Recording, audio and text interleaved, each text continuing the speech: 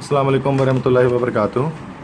So this is Sanda Saindul Fikar, and today I am going to discuss the comprehensive examination 2021 of practical center, and I am going to discuss the paper of chemistry first year girls. इसके MCQs की video मैंने पहले ही बना दी है, ठीक है। तो मैं सेक्शन बी और सी के लिए रिक्वेस्ट स्टूडेंट्स कर रहे थे कि मैं इसके सेक्शन बी और सी के सॉल्यूशन भी करूं, तो फिर मैं इसी सॉल्यूशन की तरफ इसके आया हूं और मैं इनके क्वेश्चंस को सॉल्व करूंगा। सेक्शन बी के जो इसमें से याद करने वाली चीज़ें होंगी उसके बारे में मैं आपको बता दूंगा, तो आप याद कर लीजिएगा। तो क्वेश्चन 2 का फर्स्ट पार्ट यहाँ से स्टार्ट हो रहा है कि define any 5 of the following. तो significant figure, stoichiometry, bond energy, exothermic reaction, indicator, enthalpy, hydrogen bond rate, constant, vapour pressure, surface tension, इन सब के डेफिनेशंस लिखनी है। क्वेश्चन 2 है differentiate any of 2 of the following, और डिफरेंशिएट करना है, ये भी याद करने के टॉपिक्स हैं। तो मेरा मकसद है कि न्यूमेरिकल्स जो आए हैं इसके अंदर ये जो भी इस तरह की चीज़ें हैं उसको मैं सॉल्व कराऊँ। क्वेश्चन 3 है right the postulates of kinetic molecular theory of gases और थ्योरी ऑफ आयनाइजेशन, ये भी याद करने की चीज़, नोट से आप कर लें इसको। 4th state the first law of thermodynamics and proof QP equal to delta H, ये हमारे पास ये कांस्टेंट प्रेशर प्रोसेस जिसको हम कहते हैं आइसोबैरिक प्रोसेस, इसका क्वेश्चन है, ठीक है। और W equal to P delta V, pressure volume work relation आपको ड्राइव करना है, ये डेरिवेशन है, ये भी आपको लेक्चर इसके मिल जाएंगे। और state and explain Hess's law of constant heat of summation, give its application, ये भी मेमोराइजेशन है। Define rate of reaction, list the factors affecting the rate of chemical reaction, explain any 2 of them, और ये एक numerical है वो solve कर लेता हूँ, ठीक है। N2O5 है, N2NO2 प्लस हाफ O2 में कन्वर्ट हो रहा है, was found to be of second order. तो ये हमारे पास एक सेकेंड ऑर्डर रिएक्शन यहाँ पर दिया हुआ है, तो उसके बारे में इसकी रेट एक्सप्रेशन और बाकी चीज़ें इसकी हमसे आस्क कर रहे हैं, ठीक है। तो ये हमारे पास ये क्वेश्चन नंबर 5, 5वां सवाल है, ठीक है। तो ये कह रहे हैं कि राइट एक्स रेट एक्सप्रेशन, ये इक्वेशन दी हुई, इसकी रेट एक्सप्रेशन निकालनी है। तो रेट एक्सप्रेशन कैसे निकल जाएगी कि dx/dt is equal to k, और ये हो जाएगा N2O5, ठीक है। रेट एक्सप्रेशन हमने यहाँ पर इसकी लिख दी। नेक्स्ट है calculate the rate constant when the rate of reaction is this and concentration of N2O5 is this. Rate constant निकालना है, k की वैल्यू निकालनी है, और जो रेट एक्सप्रेशन है आपके पास तो उसको आप यूज़ कर लेंगे। तो dx/dt हमारे पास रेट ऑफ रिएक्शन ये दिया हुआ है, दिस इज़ 2.5 इंटू 10 की पावर -2, ठीक है। This is rate expression equal to k, और कंसंट्रेशन हमारे पास है 0.96 मोल्स पर dm³, ठीक है। k निकालना है तो k बराबर हो जाएगा 2.5 इंटू 10 की पावर -2 अपॉन 0.96, ठीक है। तो now a little calculation is needed, that is 2.5 into 10 की पावर -2, तो 2.5 इंटू 10 टू दी पावर -2, और उसको हम डिवाइड कर देते हैं 0.96 से। तो ये आंसर हमारे पास आ गया, k की वैल्यू आ गई 0.026, ठीक है। तो यूनिट्स अगर हम इसकी निकालना चाहें तो यूनिट्स किस तरह से इसके निकल जाएंगे, देखा जाए तो ये हमारे पास k की जो है वैल्यू है, k की यूनिट निकालनी होती है ना, सब में अलग अलग मैंने बताया था निकालनी होती है। तो जो k की यूनिट है दैट इज़ मोल पर dm³ इंटू सेकेंड, तो मोल पर dm³ इंटू सेकेंड, और ये डिवाइड हो रहा है जस्ट मोलैरिटी से। तो k की यूनिट आपको निकालनी है, k की यूनिट क्या निकल जाएगी हमारे पास यहाँ पर, तो एक तो ये हमारे पास मोलैरिटी पर सेकंड है, मोलैरिटी पर सेकंड, और ये जो है वो हमारे पास डिवाइड हो रहा है किससे, डिवाइड हो रहा है मोलैरिटी से। मल्टीप्लाई करेंगे तो 1/M, mm कट जाएगा, तो सेकंड इन्वर्स जस्ट इसकी यूनिट आ जाएगी, ठीक है।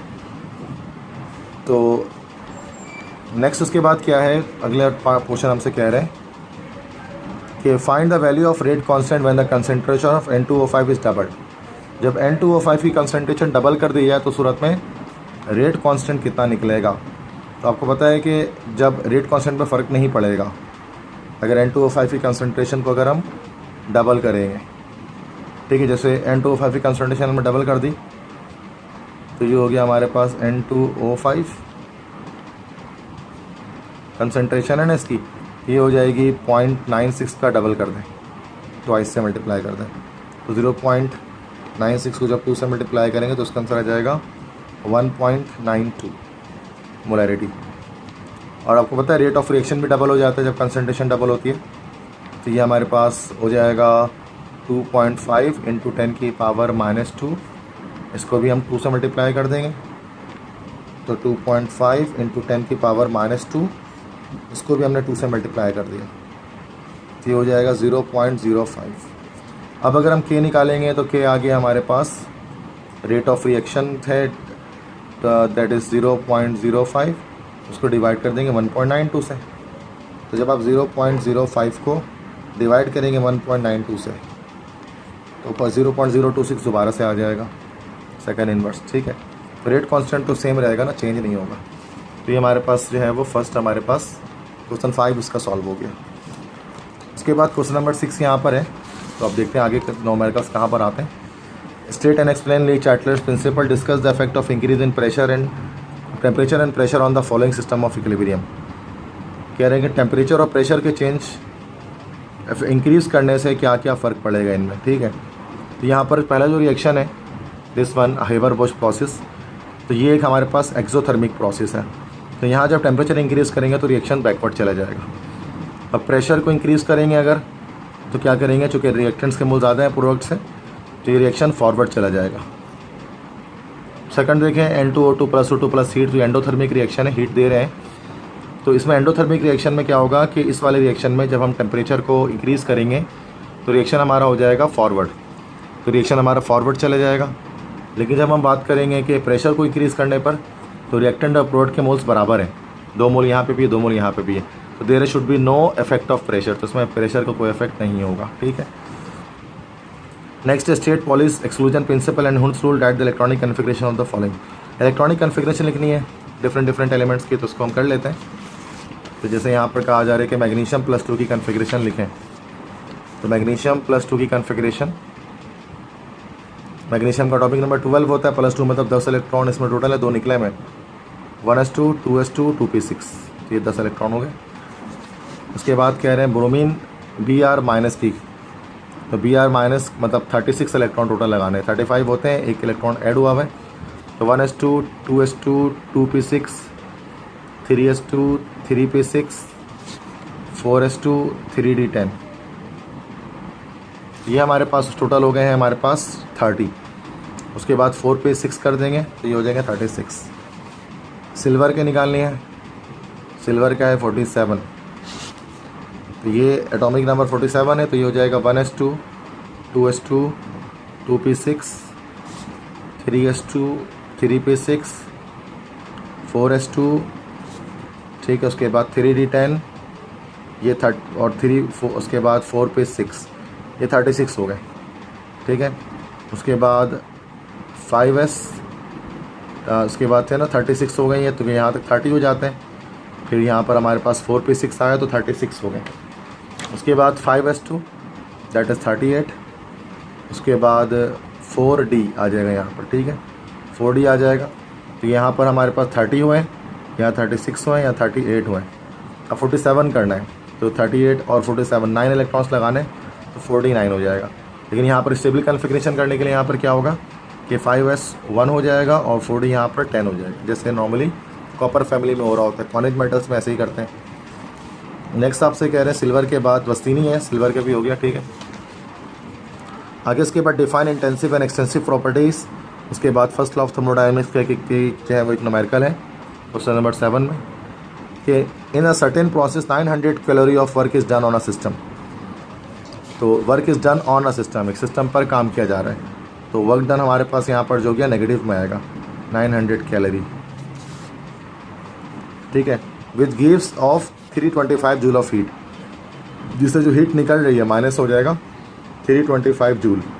What is the change in internal energy, delta E आपको बताना है, ठीक है। तो ये हमें पता है, सॉल्यूशन करेंगे तो फर्स्ट लॉ ऑफ थर्मोडायनेमिक्स के मुताबिक whatever heat you are provide to a system will increase the internal energy and will do some work done. This is first law of thermodynamics. तो आपको यहाँ पर Q की value put कर देनी, Q की वैल्यू -325 है, equal delta E, और ये भी आपके पास वर्क डन है, आपके पास माइनस का 900 है।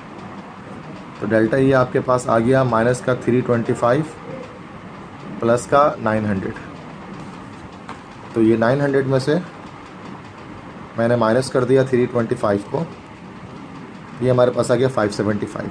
तो डेल्टा ई आपके पास आ जाएगा 575 जूल। ठीक है जी, तो ये हमारे पास देख लें, क्वेश्चन नंबर 6 का हो गया। स्क्रीनशॉट लेना तो ले लें। नेक्स्ट इसके बाद हीट ऑफ फॉर्मेशन का एक न्यूमेरिकल है, वो दिया हुआ है, तो हीट ऑफ फॉर्मेशन को भी सॉल्व करते हैं। तो 4 इक्वेशंस होती हैं हीट ऑफ फॉर्मेशन, आप जानते हैं। उसमें फर्स्ट इक्वेशन आपके पास ये रही, जो बनाना है आपको क्या है, 7C + 3H2 + O2 C6H5 COOH, ये आपको बनाना है। इसकी डेल्टा H की वैल्यू निकालनी है, इसकी हीट ऑफ फॉर्मेशन। बाकी C + O2 CO2 आपको दिया हुआ है। डेल्टा H इसका जो है वो -394 होता है, -394 kilo joule per mole. This is equation 1। Next उसके बाद हाइड्रोजन और ऑक्सीजन को ऐड किया जा रहा है, तो ये वाटर बन रहा है, और ये होता है -286। डेल्टा H इसका होता है -286 kilo joule per mole. This is our second equation. Next है C6H5।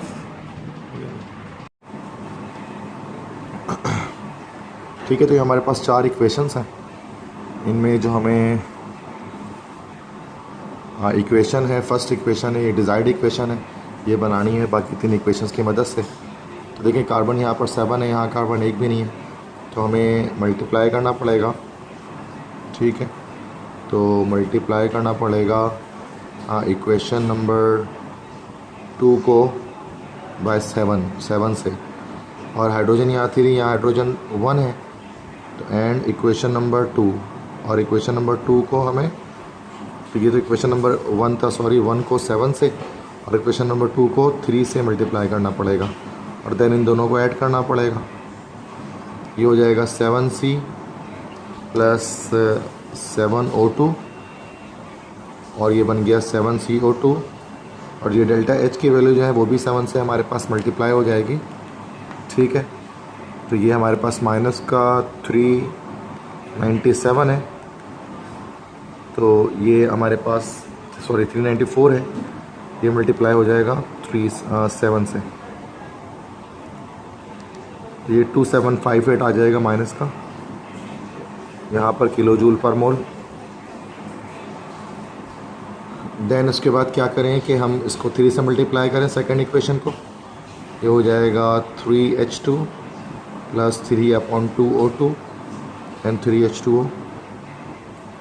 तो डेल्टा H को भी हमें जो है वो 3 से मल्टीप्लाई करना पड़ेगा, तो ये माइनस का 286 है, और इसको हमने मल्टीप्लाई कर दिया 3 से, तो ये माइनस का 858 हमारे पास आ गया किलो जूल पर मोल में। देन ऐड कर देते हैं इन दोनों को।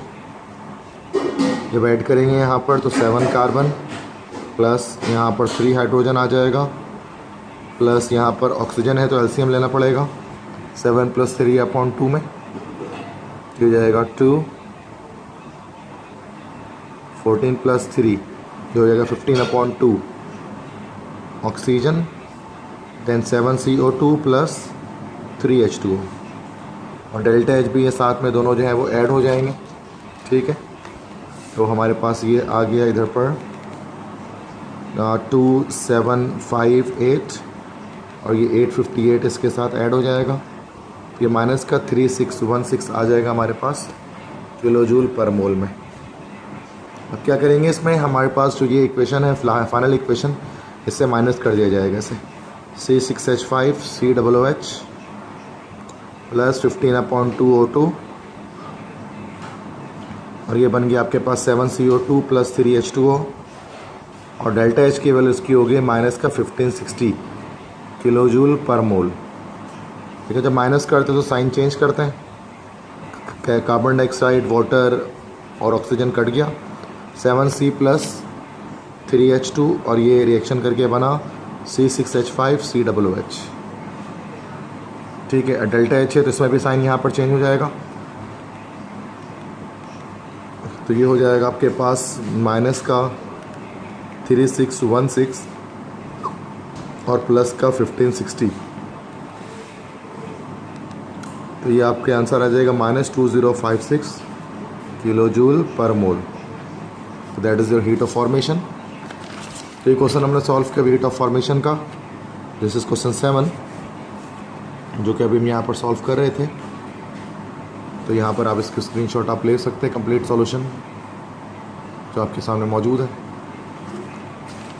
दैन उसके बाद क्वेश्चन है define the term dipole moment, give its formula and unit, explain why CO2 is non polar while water and SO2 are polar.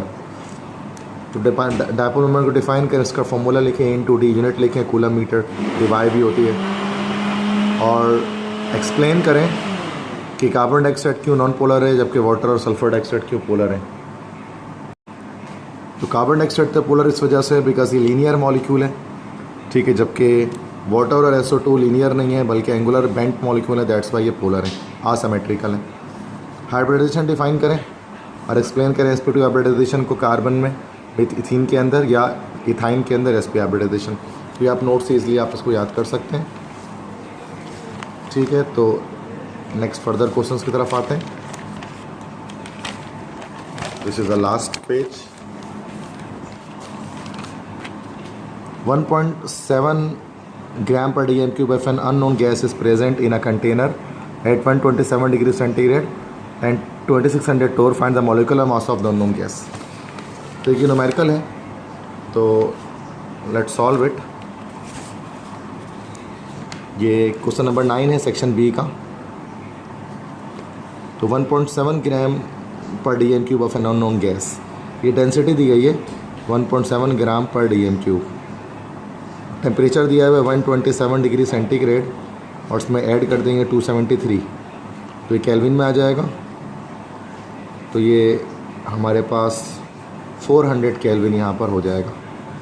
ठीक है, और प्रेशर यहाँ पर दिया हुआ है 2600 टोर, तो उसको हम 760 से डिवाइड कर देते हैं, तो ये हमारे पास ATM में कन्वर्ट हो जाएगा प्रेशर।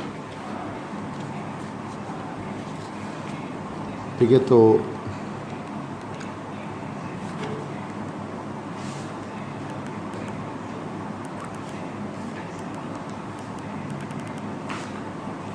ये 2600 है, इसको डिवाइड किया 760 से, ठीक है 3.421।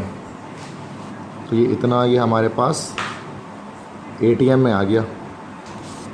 देन मॉलिक्यूलर मास बताना है अननोन गैस का, capital M। Find out the molecular mass of unknown gas. तो आप जानते हैं फार्मूला, हम जानते हैं कि डेंसिटी का होता है PM/RT। PM/RT होता है और आपको M बताना है, कैपिटल M जो है वो dRT/P के बराबर हो जाएगा। तो dRT/P डेंसिटी आपकी हो गई 1.7, R ये हो गया 0.0821, T टेम्परेचर यहाँ पर हो गया 400 और प्रेशर आपके पास हो गया 3.421। तो जब आप इसके मॉलिक्यूलर मास को यहाँ से कैलकुलेट कर लें ओवरऑल, तो 1.7 मल्टीप्लाई बाय 0.0821 मल्टीप्लाई बाय 400, जो भी आंसर है उसको डिवाइड कर दिया 3.421 से, और ये 16.31, ये हमारे पास AMU में इसका मॉलिक्यूलर वेट आ गया। ठीक है, चैप्टर 2 से रिलेटेड हमारे पास ये क्वेश्चन था। क्वेश्चन है नेक्स्ट है, state grams law of diffusion, give its mathematical relationship, compare the rate of diffusion of H2 and helium. ये बुक का सवाल है, वेरी सिंपल, कि हाइड्रोजन एंड हीलियम इन दोनों के रेट ऑफ डिफ्यूजन को आपको बताना है। ठीक है, तो हाइड्रोजन और हीलियम को बताना है, तो रेट ऑफ डिफ्यूजन बताना है RA/RB। तो ऊपर रख दिया हमने हाइड्रोजन, नीचे रख दिया हमने हीलियम, ये हो गया under root molecular weight of helium upon molecular weight of that is hydrogen. Helium का हो गया 4 और हाइड्रोजन का हो गया 2। ठीक है, 2 1 ज़ा 2, 2 2 ज़ा 4, तो RH2 अपॉन RHE ये हमारे पास निकल गया, दैट इज़ 1.414। तो इससे ये हमारे पता लगा कि hydrogen gas diffuses 1.414 times faster than helium gas. ठीक है, सिंपल। आगे रेट ऑफ डिफ्यूजन का सवाल था।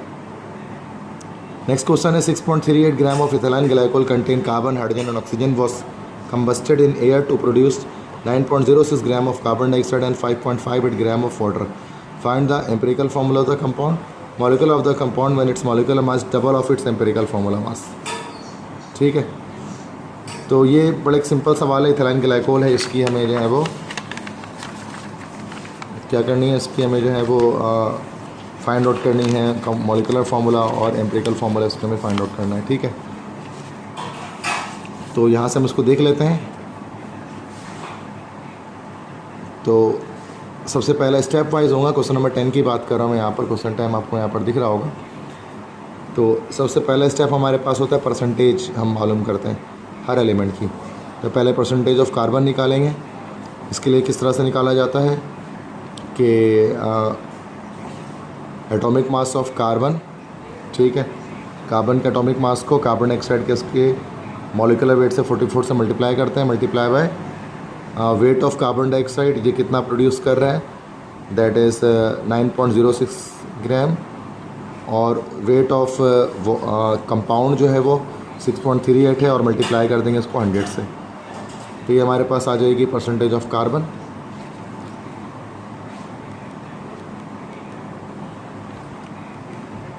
तो यहाँ आएगा हमारे पास 12 इंटू 9.06 इंटू 100, फिर इसको डिवाइड करेंगे 44 से, देन डिवाइड करेंगे 6.38 से, 38.72% या 73%। तो 38.73% ये आपका आ गया कार्बन। आप परसेंटेज निकालते हैं हाइड्रोजन का। हाइड्रोजन का एटॉमिक मास हो गया 2 हमारे पास, H2 का, और ये वाटर में है तो 18। फिर देन मल्टीप्लाई करेंगे इसको वेट ऑफ वाटर से। वेट ऑफ वाटर आपके पास है 5.58, और मल्टीप्लाई कर देंगे वेट ऑफ ऑर्गेनिक कंपाउंड से, मल्टीप्लाई बाय 100 कर देंगे। तो हमें यहाँ पर पता लग जाएगा परसेंटेज हाइड्रोजन का। देन इसकी सॉल्यूशन करनी है।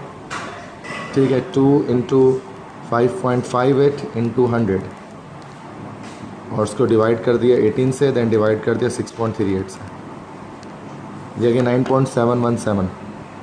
This is the percentage of hydrogen. Then percentage of oxygen निकालने के लिए सिंपल हम क्या करते हैं, 100 में से माइनस कर देंगे दोनों की परसेंटेज को, 38.73 प्लस 9.717। तो ये हमें यहाँ पर इसमें ऑक्सीजन की परसेंटेज पता लग जाएगी इससे। ठीक है, तो देखें 38.73 प्लस 9.717, तो ये हो गया 48.447। तो अब 100 में से माइनस कर दें आप 44.447 को, तो ये 55.53 आ जाएगा।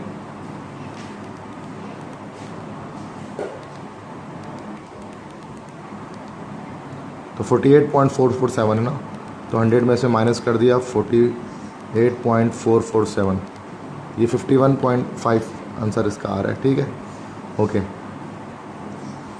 ये परसेंटेज आ गई। परसेंटेज के बाद स्टेप 2 में आएंगे, सेकंड स्टेप में आएंगे, और सेकंड स्टेप में हम क्या करेंगे इसमें कि इसमें मोल रेशियोज़ मालूम करेंगे।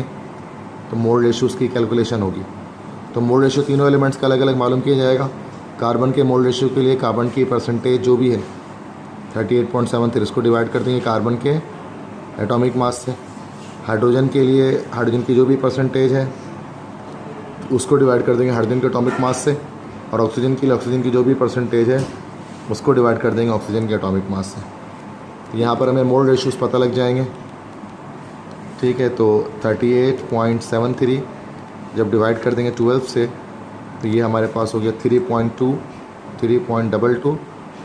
हाइड्रोजन का आ जाएगा 9.717, और ऑक्सीजन का निकालें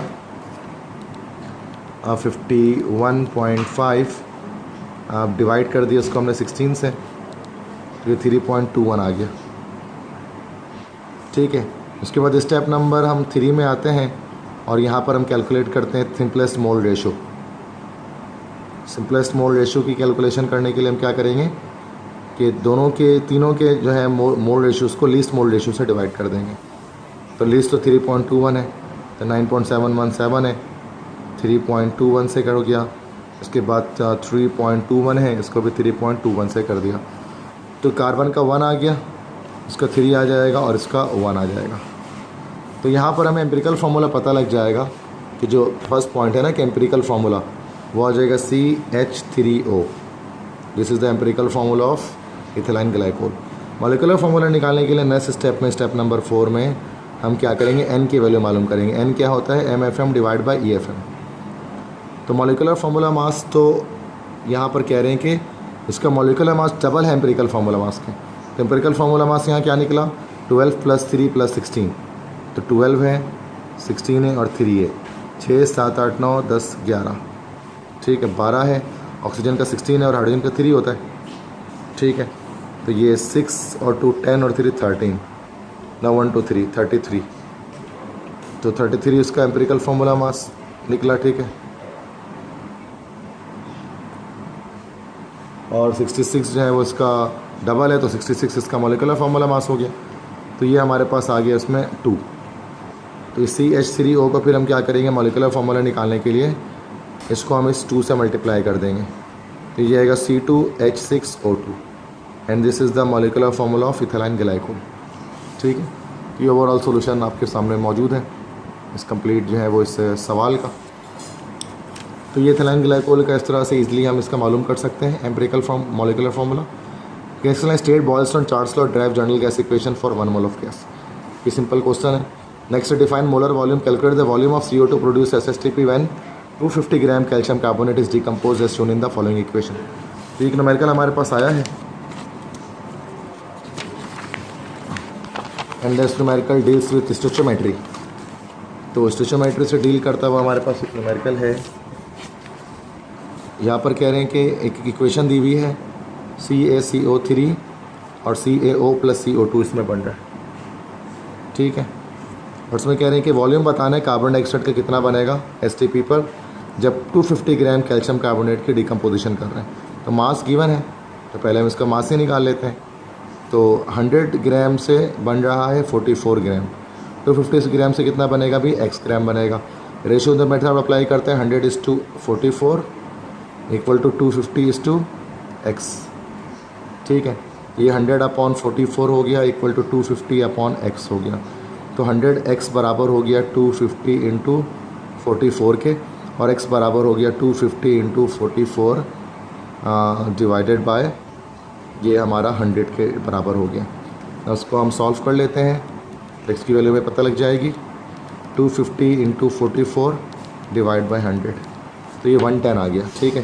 तो x की वैल्यू 110 है, मतलब कि 110 ग्राम CO2 गैस का बनेगा। लेकिन हमसे तो चूँकि वॉल्यूम पूछा गया है कि वॉल्यूम CO2 का बताना है STP पर, तो हमें पता है कि वॉल्यूम एट STP ये बराबर होता है mass upon molecular mass into 22.41 के। मास हो गया 110, मॉलिक्यूलर मास कार्बन डाइऑक्साइड का 44 होता है और मल्टीप्लाई कर दिया 22.41 से। तो ये हो गया हमारे पास 110 × 22.41, देन उसके बाद डिवाइडेड बाय 44, तो ये 56.025। तो ये वॉल्यूम निकल जाएगा 56 decimetre cube. This is the answer. ये मास वॉल्यूम रिलेशनशिप का एक क्वेश्चन था जो हमने सॉल्व किया। सेक्शन सी में आते हैं तो ये कहते हैं डिटेल क्वेश्चन है, तो पोस्टुलेट सीखना है बोर थ्योरी के, और एनर्जी की एक डेरिवेशन करनी है या फिर रेडियस की डेरिवेशन, ये नोट से हो जाएगा। ऑक्सीडेशन हम डिफाइन करें और बैलेंस करें किसी दो को आयन इलेक्ट्रॉन मेथड से। तो बैलेंसिंग जो है वो आप जानते हैं आयन इलेक्ट्रॉन मेथड से किस तरह से किया जाता है। तो let's balance this equation. Short way पर बैलेंस कर रहा हूँ इसको।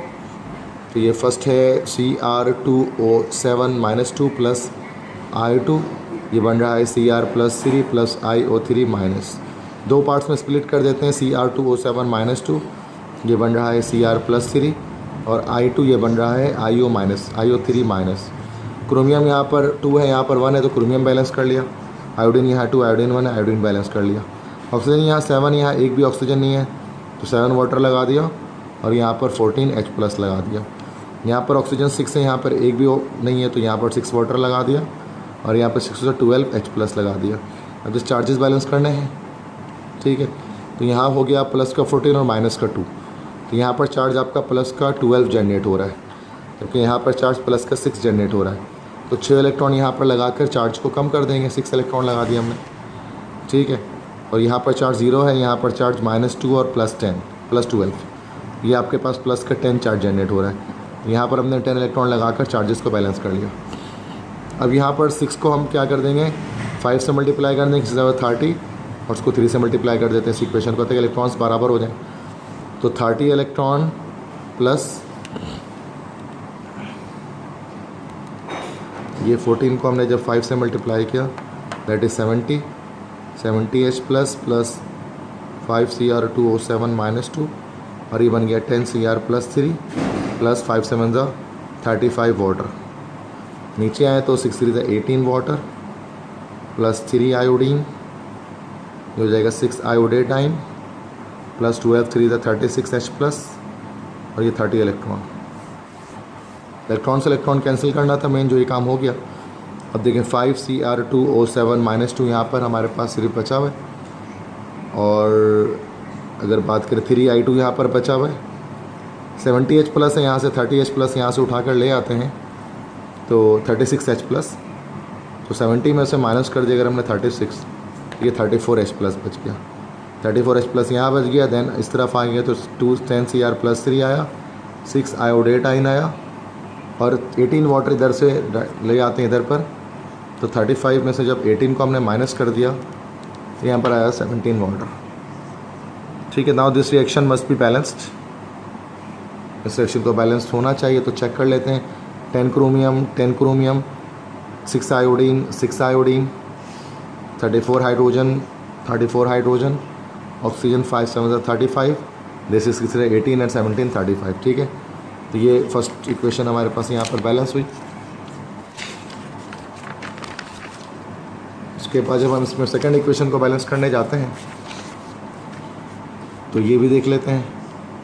सेकंड इक्वेशन हमारे पास जो है, this is MnO4- plus SO3 -2, and reaction करके बन रहा है Mn+2 प्लस सल्फेट -2।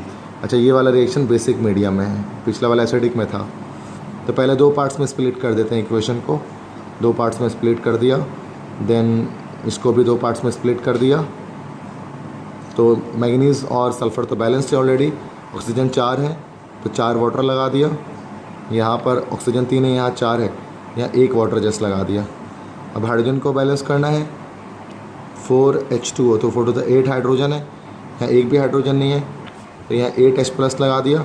और H प्लस को बैलेंस करने के लिए दोनों तरफ हमने उतना ही OH नेगेटिव लगा दिया, 8 OH दोनों तरफ लगा दिया, ठीक है।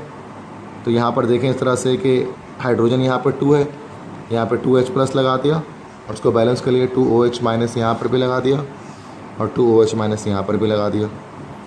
अभी H और OH मिलकर हमारे पास बन जाएंगे वाटर, 8 वाटर बन जाएगा ये, और ये 2 वाटर बन जाएगा। तो 8 वाटर हो गया प्लस MnO4- जो हो जाएगा Mn+2 plus 4 water plus 8 OH-, और ये हो जाएगा 2OH- plus water plus SO3- ठीक है। उसके बाद SO4- प्लस 2 वाटर,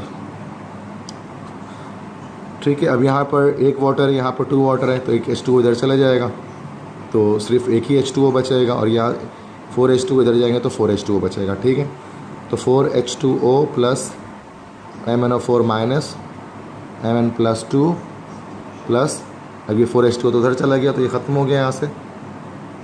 8 OH-, नीचे देखें 2 OH- प्लस ये वाटर यहाँ से निकल गया, तो SO3- 2 और 1 वाटर यहाँ से आया माइनस हुआ, इससे सिर्फ H2O बच गया, ठीक है बच्चों। चार्जेस को बैलेंस करते हैं अब इसके अंदर। तो यहाँ पर -1 चार्ज आपके पास आ रहा है, और यहाँ पर +2 और प्लस माइनस का 8। यहाँ पर चार्ज आपके पास -6 आ रहा है, तो यहाँ पर -1 चार्ज आ रहा है, यहाँ पर -6 चार्ज आ रहा है। तो यहाँ पर क्या, जहाँ चार्ज ज़्यादा है वहाँ कम कर सकते हैं। यहाँ पर 5 इलेक्ट्रॉन लगा के चार्ज बराबर कर लेंगे। यहाँ -2 चार्ज, तो ये -4 चार्ज यहाँ पर हो गया, और यहाँ सिर्फ -2 चार्ज है। तो क्या करना है भाई, यहाँ पर जहाँ पर चार्ज ज़्यादा है वहाँ कम कर सकते हैं। तो जहाँ पर चार्ज -2 लगा हुआ है ना, यहाँ पर आप 2 इलेक्ट्रॉन और लगा दें। ठीक है, अब इस पूरे इक्वेशन को हम क्या कर दें, 2 से मल्टीप्लाई कर देते हैं, इस क्वेश्चन को 5 से कर देते हैं ताकि इलेक्ट्रॉन्स बराबर हो जाए। तो ये हो जाएंगे 10 electrons plus 4 to the 8 water plus 2 MnO4 minus, जो हो जाएगा 2 Mn + 2 प्लस 16 OH नेगेटिव। ये हो जाएगा 10 OH minus plus 5 SO3 -2 5 SO4 -2 plus 5 water plus 10 electron. तो इलेक्ट्रॉन से इलेक्ट्रॉन कैंसिल हो गए। ठीक है जी, तो अब यहाँ से 5 वाटर है या 8 वाटर है, ठीक है, तो 8 में से 1 2 3 4 5 निकालेंगे, 3 वाटर बचेगा, 3H2O plus 2 MnO4 minus plus 5 SO3 -2, फिर 10 OH है, 16 OH है, 10 OH को वहाँ ले जाएंगे। ठीक है, देन 2 Mn + 2 और ये 10 यहाँ चलेगा, 6 OH सिर्फ बच गया माइनस प्लस 5 SO4 -2 और वाटर तो वहाँ से निकल गया। ठीक है, तो इस रिएक्शन को देखते हैं कि रिएक्शन बैलेंस्ड हो गया होगा अब तक। तो 6 हम यहाँ पर हाइड्रोजन है, यहाँ पर 6 हाइड्रोजन है। यहाँ अगर मैंगनीज़ की बात करें, 2 मैंगनीज़ 2 मैगजीन है, 5 सल्फ़र 5 सल्फ़र है। ऑक्सीजन की बात करें 4 to the 8 8 + 3 11 11 + 15। ठीक है, 11 + 15 यहाँ पर हो गया हमारे पास 26 और यहाँ 5 × 20 है 26। ठीक है, तो इक्वेशन जो है ओवरऑल यहाँ पर हमारे पास बैलेंस हो गई। ठीक है स्टूडेंट्स, तो ये हमारे पास दोनों इलेक्ट्रॉन मेथड मैंने बैलेंस किया। थर्ड भी है कि हमारे पास यहाँ पर ही, चलो इसको भी देख लेते हैं, बुक का ही वैसा ही है। थर्ड है HNO3 + H2S और ये बन रहा है NO + S + वाटर। तो आयनिक इक्वेशन में कन्वर्ट करेंगे, ये नाइट्रेट रह जाएगा, NO3- ये कन्वर्ट हो रहा है NO में, और यहाँ पर कह लें कि H2S है, ये कन्वर्ट हो जा रहा है सल्फ़र में। ठीक है, तो अब यहाँ पर ऑक्सीजन 2 वाटर लगा कर ऑक्सीजन बैलेंस कर लिया, फिर हाइड्रोजन के लिए 4H+ लगा दिए यहाँ पर जस्ट 2H+ लग के हाइड्रोजन बैलेंस हो जाएगा। चार्जेस बैलेंस कर रहे हैं, यहाँ पर +3 चार्ज है तो 3 इलेक्ट्रॉन लगा दिए यहाँ पर, चूँकि यहाँ 0 चार्ज है, यहाँ 0 चार्ज है, ये +2 चार्ज है, यहाँ पर 2 इलेक्ट्रॉन लगा लिया। इस पूरे को 2 से मल्टीप्लाई किया, इस पूरे को 3 से मल्टीप्लाई किया, तो ये हो जाएगा 6 electron plus 8H+ plus 2 NO3- और ये बन गया 2 NO + 4 वाटर। और यहाँ से हो गया 3H2S 3S + 6H+ plus 6 electron से इलेक्ट्रॉन कैंसिल, तो 8H NO3 8 नाइट्रिक एसिड बन गया, 3H2S बना, ये बन गया 2 NO + 4 वाटर। सॉरी, यहाँ पर 6H+ था ना, तो यहाँ पर ये इधर गया 862, तो 8H+ में से 6H+ माइनस किया हमने, तो हमारे पास सिर्फ यहाँ पर इसमें 2H+ बचा। तो यहाँ पर होना चाहिए 2 नाइट्रिक एसिड होना चाहिए ना। ठीक है, प्लस 3 सल्फ़र बैलेंस करके नहीं देख लेते हैं। 2 hydrogen 3 to the 6 + 2 8 hydrogen nitrogen 2 oxygen 6 और सल्फ़र 3 ठीक है, तो ये इक्वेशन भी हमारे पास बैलेंस्ड हो गया ऑलरेडी। तो ये तीनों बैलेंसिंग इक्वेशन यहाँ भी मैंने आपको जिसमें दिखा दिए। ठीक है, आप देख लें सॉल्यूशन इसके भी। नेक्स्ट है कि define natural and artificial radioactivity, describe the 3 types of radiations and characteristics of each. ये याद करने की चीज़ है। पोस्टुलेट 6 इलेक्ट्रॉन पेयर थ्योरी के don't explain the geometrical shapes of molecule with the following number of electron pairs. 3 bond pair and lone pair, और 2 bond pair और 2 lone pair. बस इसमें हमें क्या करना है कि हमें इसमें मॉलिक्यूल्स के शेप बताना है। अगर 3 बॉन्ड पेयर हो तो ये आपके पास जो है वो शेप इसमें बन जाएगा ट्राइगोनल प्लेनर का। 3 बॉन्ड और 1 लोन पेयर हो तो ये ट्राइगोनल पिरामिडल बन जाएगा। 2 बॉन्ड 2 लोन पेयर हो तो ये आपका एंगुलर या बेंट हो जाएगा। बाकी वेस्पर मॉडल के अंदर सारी डिस्कशन इसकी मैंने की हुई है। What are crystalline and amorphous solid describe ionic, atomic and molecular solid. Crystalline amorphous solid में क्या फ़र्क है ये बताना है। आयनिक, एटॉमिक और मॉलिक्यूलर सॉलिड के बीच में क्रिस्टल्स के बीच में डिफरेंस बताना है, उनको डिस्क्राइब करना है। ठीक है, नेक्स्ट है व्हाट इज इक्विलिब्रियम कांस्टेंट, और discuss the relationship between Kc and Kp, calculate Kc for the reaction and 4 gram of ethyl alcohol and 6 gram of acetic acid are kept at constant temperature until equilibrium is established. 2 grams of unused acid is present as equilibrium. तो ये जो है वो यकीनन ये solve book के ये question exactly उठाया गया है, तो वो यहाँ पर बुक के अंदर टोटली ओवरऑल सॉल्व है। तो जैसे आखिरी सवाल है शायद इसको हम देख ही लेते हैं, ठीक है। चलें, जब इतने सारे कर लेंगे तो सवाल को भी कर लेते हैं टाइम। तो बी पार्ट है क्वेश्चन 5 का। तो C2H5OH है प्लस CH3OH है, CH3COOH है। एस्टरिफिकेशन रिएक्शन है, ये बन रहा है आपके पास एस्टर बनेगा CH3COO C2H5 और साथ में वाटर बनेगा। चूँकि यहाँ पर कैप्ट आ गया, वर्क की सेकंड फॉर्म आ गया, स्टेबल बनेगी। इनिशियल चेंज कंसंट्रेशन इनिशियली कहा जा रहा है कि 4 ग्राम इथाइल अल्कोहल है, 4.6 ग्राम है, तो और इसका मॉलिक्यूलर वेट होता है 46। ये 0.1 आ जाएगा, तो 0.1 डायरेक्ट मैं मोलर लिख देता हूँ, और 6 है तो 60 होता है इसका, तो ये भी 0.1 मोलर हो जाएगा, और ये 0 है। और चेंज कितना आएगा, -x होगा, ये +x होगा। कह रहे हैं कि जब इक्विलिब्रियम इस्टेब्लिश हुआ तो 2 ग्राम अनयूज एसिड का मौजूद था इक्विलिब्रियम पे, 0.1 - x, 0.1 - x और ये x। कह रहे हैं एसिड जो था वो 2 ग्राम अनयूज पड़ा हुआ था। 2 ग्राम से हमारा 2/60 हमने कर लिया। तो जब हमने 2/60 किया तो आंसर हमारे पास आया 0.033। 0.1 - x आया 0.0333। चूँकि जाहिर सी बात है ना कि यहाँ पर ग्राम्स से, तो हमने उसको कन्वर्ट कर दिया मोलरिटी में। तो ये इतना हमारे पास आ गया molar, that is acetic acid. तो ये भी हमारे पास इतना ही आ गया 0.033 मोलर। x यहाँ से अगर हम निकाल लें तो x कितना निकल जाएगा, x निकल जाएगा 0.1 - 0.0333। तो जब हम 0.1 में से माइनस करेंगे 0.0333 को, तो ये हमारे पास आएगा 0.0667। तो ये x यहाँ पर आ गया 0.0667 और 0.0667, ठीक है जी। अब इसके बाद QC की एक्सप्रेशन लिख लेंगे। QC बराबर इक्विलिब्रियम कांस्टेंट एक्सप्रेशन लिखनी है। तो ये पहले आ जाएगा एस्टर, फिर आ जाएगा वाटर, फिर आ जाएगा इथाइल अल्कोहल, और फाइनली आ जाएगा एसिटिक एसिड। ये आ जाएगा 0.0667 multiply by 0.0667 divide by 0.033 multiply by 0.033। तो इसका आंसर आप निकालेंगे तो 4 इसका आंसर आ जाएगा, इसकी यूनिट कोई नहीं होगी। ये फाइनल जो न्यूमेरिकल्स थे वो हमने सॉल्व कर लिए इसके। नेक्स्ट और में है कि कैथोड रेज क्या होते हैं, किस तरह इसको डिस्कवर किया गया, 5 प्रॉपर्टी बताइए। याद करने की चीज़ें याद कर लें नोट से। How is case use to predict the direction and extent of reversible reaction. ये भी नोट से करना पड़ेगा कि किसी आपको डायरेक्शन ऑफ रिएक्शन भी बताता है जब उसको रिएक्शन कोशेंट से कंपेयर करते हैं, और एक्सटेंट भी बताते हैं कि रिएक्शन फास्ट होगा, स्लो होगा। ये सब चीज़ें डिस्कशन वाली हैं। तो ये ओवरऑल मैंने आपको जो है वो डिटेल में डिस्कस कर लिया, कंप्लीट जो कॉम्प्रिहेंसिव पेपर था इसका, ये हमारे प्रैक्टिकल सेंटर का। अगर आपको कोई इशू है मज़ीद तो आप मुझसे कमेंट सेक्शन में आस्क कर सकते हैं, ठीक है। तो आज के लिए इतना ही रखते हैं। थैंक यू, अल्लाह हाफ़िज़।